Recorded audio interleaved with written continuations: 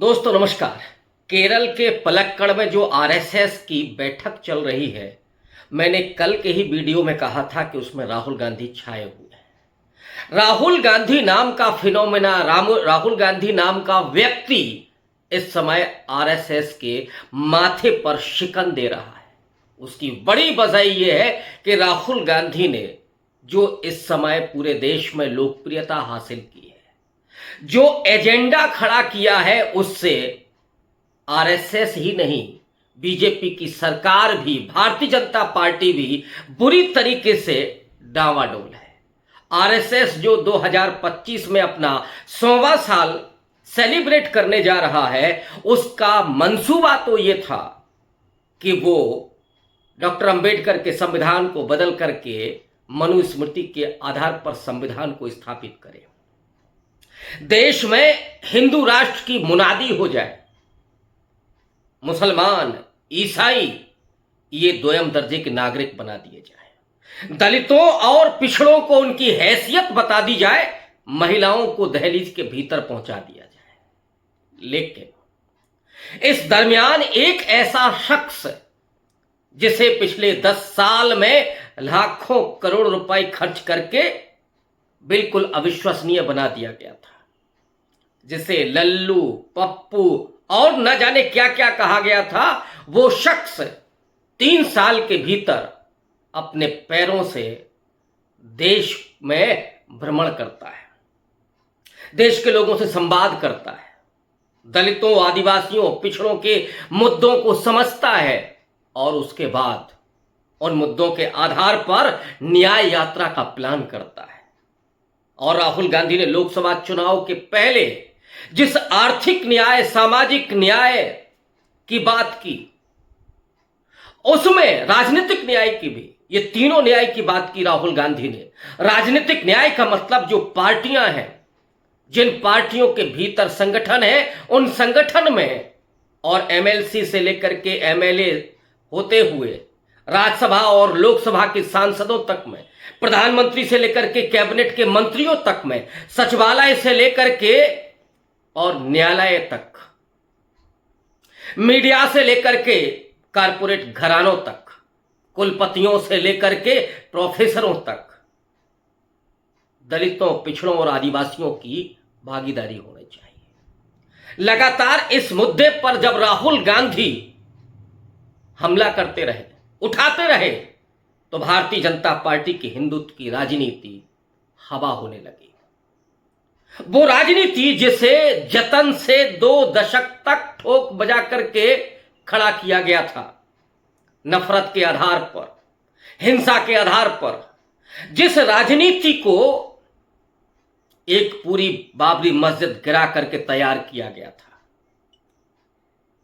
दंगों के जरिए जहां समाज में विभाजन करके जिस राजनीति को मजबूत किया गया था, उस राजनीति को राहुल गांधी ने नफरत छोड़ो, भारत जोड़ो यात्रा के जरिए खत्म कर दिया। मोहब्बत की दुकान, नफरत के बाजार में मोहब्बत की दुकान खोलने के लिए राहुल गांधी चल निकले। और उसके बाद चाहे वो हिंदुत्व के बड़े अलंबरदार सावरकर हो, एक्सपोज किया राहुल गांधी ने कि वो बीडी सावरकर, और ये एक्सपोज कहां कर रहे थे राहुल गांधी? महाराष्ट्र में, जहां बहुत सारे लोगों के लिए सावरकर आदर्श हैं, लेकिन राहुल गांधी ने उस ऐतिहासिक सच को छिपाया नहीं, एक्सपोज किया और कहा कि सावरकर माफी भी रहे।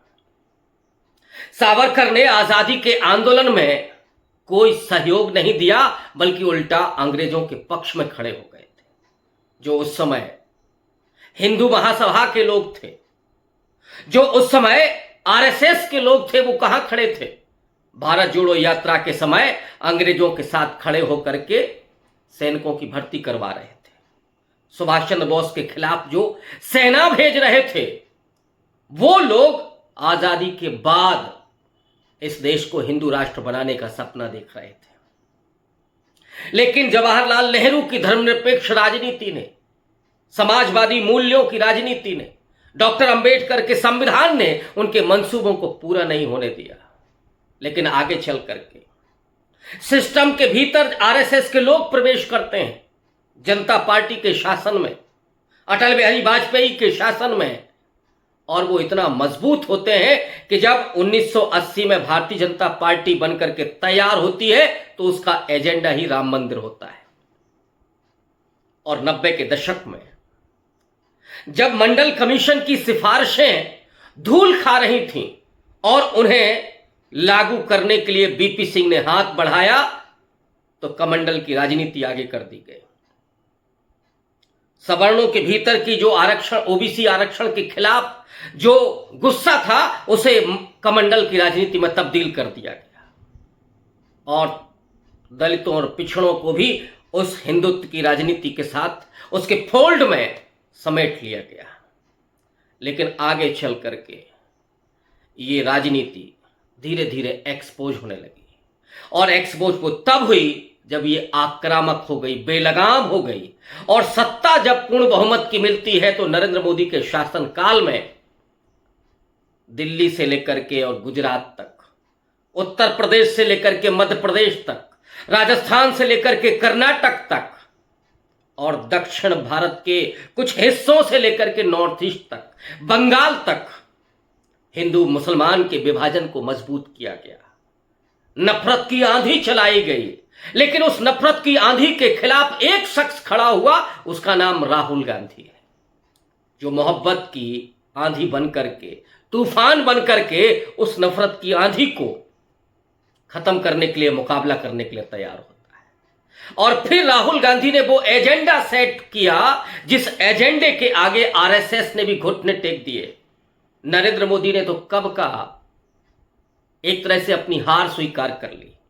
जो नरेंद्र मोदी 2024 के लोकसभा चुनाव के पहले छाती पीट करके 56 इंच की चौड़ी छाती दिखाते थे और ये कहते थे कि एक अकेला सब पर भारी, उन नरेंद्र मोदी ने लोकसभा चुनाव में जो शिकस्त खाई, और मुनादी क्या थी, नारा क्या था, अब की बार 400 पार और संविधान हटाने के लिए, संविधान बदलने के लिए 400 पार चाहिए। आश्चर्य तो इस बात का है कि जो नरेंद्र मोदी चुनाव हार करके एनडीए की सरकार बनाने के बाद संविधान के आगे मस्तक झुकाते हैं, वही नरेंद्र मोदी अपने उन नेताओं को कभी एक बार मना भी नहीं करते कि संविधान बदलने की बात नहीं होनी चाहिए। यानी मंशा तो नरेंद्र मोदी की थी, लेकिन राहुल गांधी ने ठीक कहा प्रयागराज में कि उन्होंने मजबूर कर दिया नरेंद्र मोदी को संविधान के आगे शीश झुकाने के लिए। ये होती है जनता की ताकत, और जनता की ताकत तभी मिलती है जब कोई व्यक्ति जनता के बीच में होता है, लोगों के बीच में होता है। और राहुल गांधी वो है, जब भारत जोड़ो यात्रा में चल रहे थे तो रोहित बोयमुला की मां से मिल रहे थे, कपास के किसानों से मिल रहे थे, प्याज की खेती बर्बाद होने वाले किसानों से मिल रहे थे, खिलाड़ियों से, महिलाओं से, बच्चों से, इन सब से मिलते हुए राहुल गांधी इस देश के मर्म को पहचान रहे थे। और उसके बाद ही उन्होंने कास्ट सेंसस जैसा मुद्दा खड़ा किया, जाति जनगणना की मांग की। उन्होंने कहा कि जब तक इस देश का एक्सरे नहीं हो जाएगा तब तक इस देश से असमानता खत्म नहीं हो सकती, सामाजिक न्याय नहीं हो सकता, राजनीतिक न्याय नहीं मिल सकता, और सबसे ज्यादा जरूरी तो आर्थिक न्याय भी है। जो आर्थिक अन्याय इस वक्त अंबानी और अडानी के जरिए हो रहा है, देश में असमानता की खाई चौड़ी होती जा रही है, और इधर 81 करोड़ लोग अपने थैले का मुंह फैलाए हुए 5 किलो राशन के लिए लाइन में लगे हुए बेबस हैं, मजबूर हैं। इन 10 सालों में जरा कभी किसी मंदिर के आगे जाकर के देखिए, भिखारियों की लाइन डबल हो गई। जो देश को विश्वगुरु बनाने के लिए चले हैं, जो नरेंद्र मोदी दुनिया भर का भ्रमण करके चले आए, लेकिन एक भी इन्वेस्टर आते हुए नहीं दिखाई दिया, बल्कि पिछले 10 साल के भीतर इस देश से 5 लाख से ज्यादा लोग, 5 लाख तो अभी का आंकड़ा है, अगर पूरा आप जोड़ लेंगे तो 10 लाख से ज्यादा लोग इस देश की नागरिकता छोड़ करके दूसरे देशों में चले गए। जो नरेंद्र मोदी 2014 के पहले यह कह रहे थे कि हम एक ऐसा देश बनाएंगे, एक ऐसा भारत बनाएंगे कि विदेशों से भी लोग भारत में रहने के लिए आएंगे, लेकिन हुआ उल्टा। तो उस पूरे राजनीति को, इस पूरे आर्थिक अन्याय को खत्म करने के लिए राहुल गांधी जब आर्थिक न्याय की बात करते हैं कि किसान की उसकी एमएसपी क्यों नहीं मिलेगी, किसान को फसल का दाम क्यों नहीं मिलेगा, उस मजदूर की थाली में दाल के साथ वो सब्जी क्यों नहीं होगी, उसके बच्चों को सस्ती एजुकेशन क्यों नहीं मिलेगी, उसके परिवार के लोगों की बीमारी के लिए हॉस्पिटल में कम पैसा क्यों खर्च नहीं होगा, या सरकार उसकी मदद क्यों नहीं करेगी। ये बड़े सवाल थे। और एक और बड़ा सवाल था कि जो 30 लाख नौकरियां खाली हैं उन पर भर्ती क्यों नहीं होगी। लेकिन नरेंद्र मोदी ने ऐसा कुछ नहीं किया और यही वजह है कि राहुल गांधी के आगे नरेंद्र मोदी की राजनीति दम तोड़ गई। वो राहुल गांधी जब खड़े होते हैं दलितों, आदिवासियों और ओबीसी के मुद्दों के साथ, कास्ट सेंसस को उन्होंने एक केंद्रीय मुद्दा बना दिया। संविधान को हाथ में लेकर के जब राहुल गांधी चुनाव मैदान में थे तो उन्होंने कहा था कि इस देश का एक्सरे होना चाहिए। कितने ओबीसी हैं, कितने दलित हैं, कितने पिछड़े हैं, कितने आदिवासी हैं, कितने मुस्लिम हैं, कितने ईसाई हैं और किसके पास कितने संसाधन हैं, कौन कितनी सरकारी नौकरियों पर काबिज है, किसके पास कितनी गाड़ियां हैं, किसके पास कितने घर हैं, कितना खेत है, इसकी जांच होना जरूरी है। क्यों एक तबका है, बड़ा तबका है जो अभी भी देश की मुख्य धारा में शामिल होने की बाट जो रहा है। क्या वजह है कि इस देश के भूमिहीन किसान का, मजदूर का, रिक्शे वाले का बच्चा कोई आईएएस बनने का सपना नहीं देख सकता। नरेंद्र मोदी ने तो इन 10 साल में उनके सपने भी छीन लिए। तो जो राहुल गांधी लगातार इन मुद्दों पर मुखर रहे हैं, राहुल गांधी के उस एजेंडे के आगे आरएसएस को भी झुकना पड़ा, सिर के बल खड़ा होना पड़ा। और जो इस समय केरल में बैठक चल रही है, कल भी यह मुद्दा छाया हुआ था कि राहुल गांधी को कैसे आप रोकेंगे।